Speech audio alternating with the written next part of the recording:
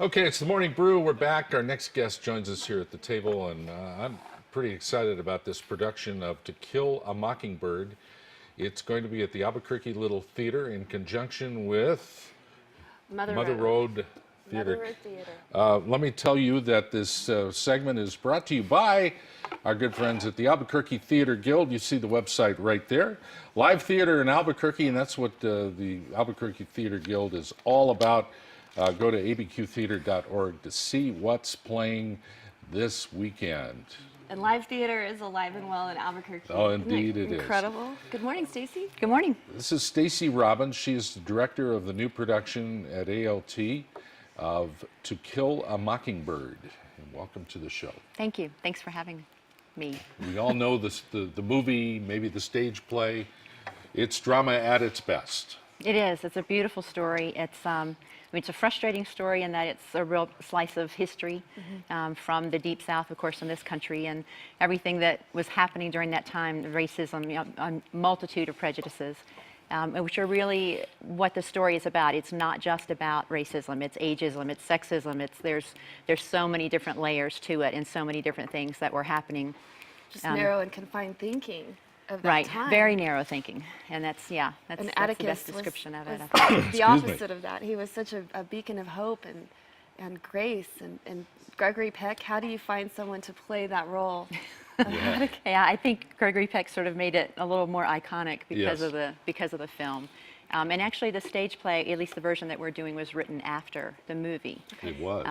Interesting. And Christopher Sergel, who wrote the play, says that he took some of his cues from the stage production, from the screenplay, in order to be able to condense the story, because the novel is very long and there are lots of characters, lots of situations that obviously couldn't be included in the stage play because of time. It would be a 6-hour play otherwise. So same thing with the movie. When I saw the review, well, it's not a review, but the preview of this show in the newspaper over the weekend, I saw the cast and I went, wow, look at this cast. They look like they stepped right off the pages of the book and the screenplay. Do we have a picture of the cast that we can put up there?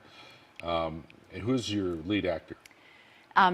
Christopher Atwood plays Atticus Finch, and then Julia Thudium plays Jean Louise Finch, who is the narrator of the story, but she's also Scout as an adult. So those are, I guess you could say, if there are leads in this show, it really is an ensemble piece, but those are probably the most leading characters. I mean, look at that. That's a great shot. Yeah. They look terrific. They look like they're of the time. And Kit Carson Park has never looked cooler. That's my part. I recognize those big cottonwoods. So And the that's production Julia Thudium opens and Mackenzie. When do you start? We actually open Friday night, the 11th. So the day after tomorrow. The Getting director's very, very stressed close. out a little bit. Well, it's Tech Week, so we're always Yes. kind of pushing it to the edge there. But I'm just, like you said, it's just an amazing cast, and I'm so thrilled that these actors wanted to work on this project and wanted to work with me. And I told them after the first time I heard them do the complete read-through. I said, I'm patting myself on the back right now for just, well done me as far as casting goes. But it was really about them being able to commit to it. And we had auditions for this show a year ago, so it was very tricky. I had to sort of see the young people, the children who were auditioning for the roles. I saw them back in April with the knowledge or the information to them that we wouldn't be able to really cast those roles until the fall, because if suddenly the little girl that was perfect for Scout in April grew 1.5 feet, then it's like, now she's okay, 5'8". that's not going to work anymore. Right. Yeah, exactly. So it worked out really well though, because a lot of the kids that I saw then were able to come back and still remained committed to it. So and certainly the adults. So we've got some amazing people. And how did you choose this particular wonderful piece of literary work? This is a play that I've been familiar with because the first professional role that I did was playing Scout.